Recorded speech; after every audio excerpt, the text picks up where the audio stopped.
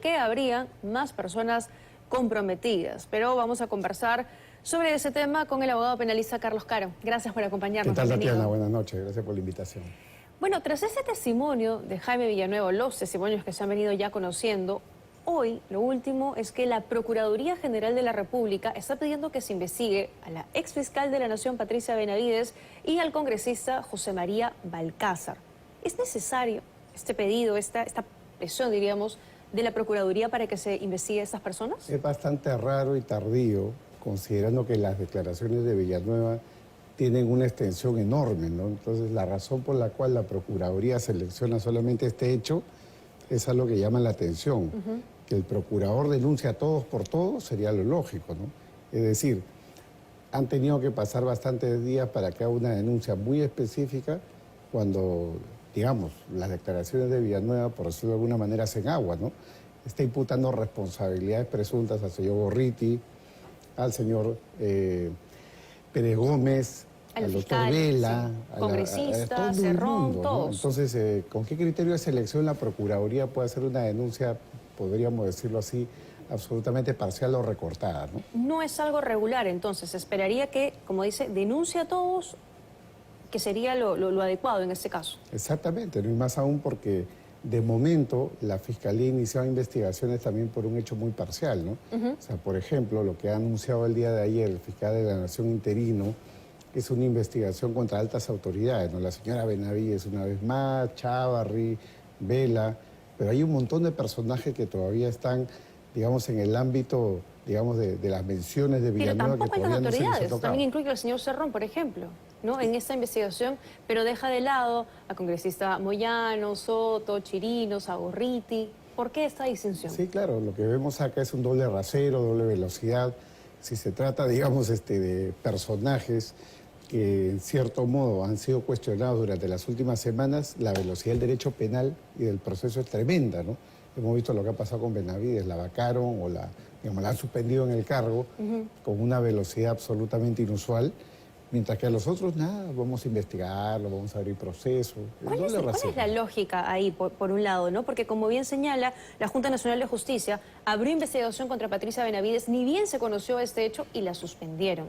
¿Debería ocurrir lo mismo con los fiscales Pérez, Vela y Sánchez? Desde luego, sería lo que tendría que esperarse, pero lamentablemente acá lo que se ve, como digo, es una doble velocidad, ¿no? Un derecho procesal para algunos, muy rápido, versus un derecho procesal bastante más lento para otros. Por lo tanto, hay una situación que desde el punto de vista constitucional es gravísima porque hay una situación de discriminación. Entonces, lo que dice Villanueva sirve para unos, pero lo otro que dice ya no sirve. Acá lo que se tiene que rescatar es el principio de igualdad. La persecución penal debe ser para todos. Lo que ha dicho Villanueva no significa que sea cierto. De acuerdo. Eso es algo que se tiene que corroborar, pero para eso está la investigación. Entonces lo que tendría, entiendo, haber hecho la Fiscalía es seleccionar todos los hechos y por cada persona los delitos por los que se le va a investigar o incluirlas en esa investigación. Identificar casos específicos, ¿no? Por ejemplo, en el caso del señor Gorriti, lo que hasta ahora no se le ha abierto ninguna investigación, existe, digamos, imputaciones graves por usurpación de funciones, tráfico de influencias, cohecho, y no hay ninguna reacción de parte de la Fiscalía. Han habido algunas denuncias que han formulado algunos ciudadanos, pero todavía ni siquiera se sabe de una apertura de investigación, ¿no? Pero eso le corresponde a la Fiscalía. Y la Fiscalía es la que tendría que haber actuado. Y el procurador en medio de eso aparece pues con una vela dentro de una torta que debería llevar 100 velas, ¿no? Entonces dicen, oye, hay que denunciar esto también. No se entiende en verdad cuál es la razón de esa denuncia. Para eso mejor que no denuncie nada. Es que, bueno, habla un poco más del estado en el que se encuentra el Ministerio Público, ¿no? De divisiones y de una situación que se ve turbia. Es una lucha de poder que todavía no ha concluido, ¿no? La salida de Benavides, todos pensamos que iba a traer cierta paz, cierta calma, pero vemos que no. Y Villanueva, que es un personaje político, ha jugado la carta de estar bien con tiros y troyanos. Porque los que defendían a Benavides decían que era falso, pero ahora no pueden decir lo mismo porque también ha delatado a otras personas. Es que está disparando contra todos, no quiere dejar vivo a nadie y se van a conocer además nuevos personajes involucrados, decía el fiscal de la Nación. Y lo que conocemos, Tatiana, el sistema legal peruano y cómo funciona la Fiscalía, vemos de que las versiones son verosímiles, no te digo que sean verdad, pero son verosímiles, porque ese tipo de cosas, ese tipo de manejo de poderes dentro de la Fiscalía, como el decir, yo te archivo un caso, para que tú me archives el otro. Eso pasa lamentablemente todos los días. Solo que nadie lo puede probar, todo el mundo lo sospecha, pero nadie lo puede probar. Ahora hay por lo menos el dato de un colaborador eficaz que es a la vez testigo a nivel de la Fiscalía Suprema y que sirve como punto de arranque. Recordemos que para la Corte Suprema todo puede ser investigado con una sospecha inicial simple. Ahora, desea usted que lo dicho por Jaime Villanueva tiene todavía que pasar por una verificación. Él ha declarado en calidad de testigo. Y, claro, hay quienes sostienen lo que se compruebe, lo que finalmente tenga pruebas, bueno, pues a partir de eso se abrirá una investigación, a partir de eso podremos hablar de casos ya más específicos. Pero tiene que comprobarse todo lo que él está diciendo, tiene que haber una consecuencia con su relato.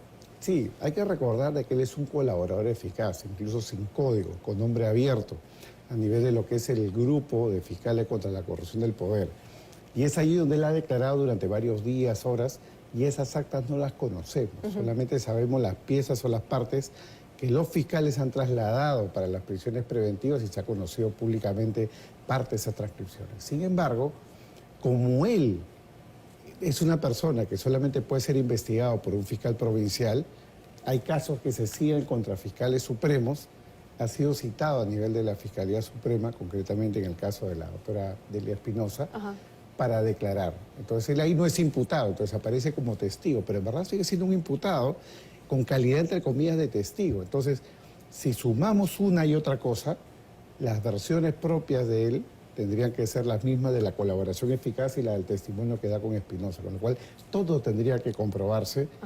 Y me imagino que si él está haciendo estos relatos, y es algo que debe de ser reconocimiento del equipo especial, es algo que tiene que ser corroborado o se irá corroborando a lo largo del tiempo.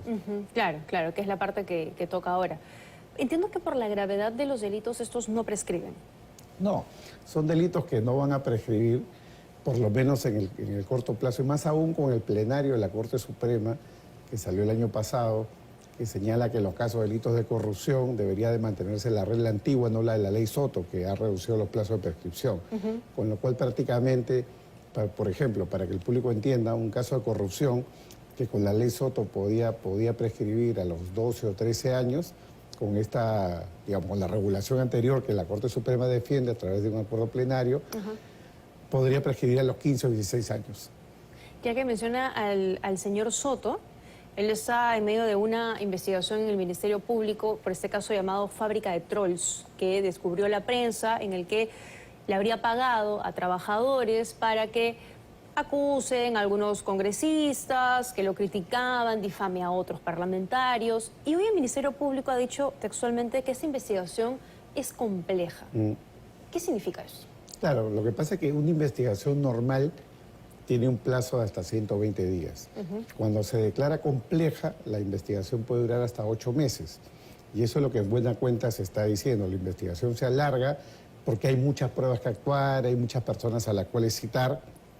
Consecuentemente, el resultado final se va a conocer al final de ese plazo de 8 meses, donde la Fiscalía decidirá si puede pasar a preparatoria. Y de ser así, tiene que poner el caso a disposición del Congreso, para que el Congreso haga el antejuicio, la acusación constitucional y todo lo que ya conocemos. Entonces es simplemente que se está ampliando el plazo, que necesitan más tiempo para poder seguir investigando. Tal cual, se necesita más plazo, pero al final la cereza del pastel la tiene que poner el Congreso. Le quería preguntar también por lo que ha aprobado el día de hoy el Congreso de la República, la Subcomisión de Acusaciones Constitucionales, para acusar e inhabilitar por 10 años a los miembros de la Junta Nacional de Justicia. Eso relacionado a que se habrían pasado en la edad, una de las integrantes de la Junta Nacional de Justicia, los 75 años, que dice que es el límite. ¿Esto tiene asidero? ¿Es legal lo que está haciendo el Congreso de la República? Lo que está pasando acá es absolutamente raro y extraño. Como he mencionado en otras ocasiones acá, quien viene ganando la batalla judicial es la Junta Nacional de Justicia. El Congreso ha perdido sus medidas cautelares, Patricia Benavides también. Es la Junta Nacional de Justicia la que ha tenido medidas cautelares que hoy en día la vienen protegiendo el Congreso. Por eso es muy raro que pese a existir una medida cautelar que suspende estas votaciones, que suspende estos procesos, hay un proceso paralelo donde se está discutiendo prácticamente lo mismo. Entonces, no sería raro que en los próximos días aparezca alguna decisión judicial que paralice este nuevo proceso, entre comillas, donde se viene discutiendo exactamente lo mismo que ya el Poder Judicial había ordenado que se paralice. Distinto es si es que debe paralizarse o no, si el Poder Judicial hizo bien o mal, eso es una discusión de fondo, pero hay una decisión judicial de por medio. Porque la Junta Nacional de Justicia emite un comunicado donde dice que el congresista Esdras Medina, que es parte de eso y él ha presentado el informe, debe apartarse porque él ya adelantó opinión en la Comisión de Justicia y que, bueno, ellos dicen que eso es una nueva escalada de un sector del Congreso en contra de ellos. Entonces, tratan de alguna manera de defenderse y de dejar sin efecto, pero eso se puede finalmente dejar sin efecto en el Parlamento. Desde luego, pero acá digamos hay nuevamente el doble rasero, ¿no? Cuando Patricia Benavides recusó a algunos de los miembros de la Junta Nacional de Justicia, ninguno se apartó por adelanto de opinión. Pero ahora cuando van al Congreso, que el Congreso además tiene poderes de investigación, son los únicos que pueden fiscalizar la labor de lo de la Junta Nacional, vamos a decirlo así, se escudan en aquello que ellos no han podido defender, que es el debido proceso, la imparcialidad. Entonces, al final del día lo que vemos es un doble discurso, un doble lenguaje, y es gravísimo porque estamos hablando de la autoridad que elige a los jueces y fiscales. Y es la autoridad que gana todas sus acciones judiciales porque, claro, ¿qué juez va a decirle que no a la Junta Nacional de Justicia cuando tiene que pasar ratificación o tiene que ser nombrado para un cargo? Bueno, complicada la situación. Gracias, doctor Caro, por acompañarnos esta noche. Muchas gracias, Tatiana. Buenas noches.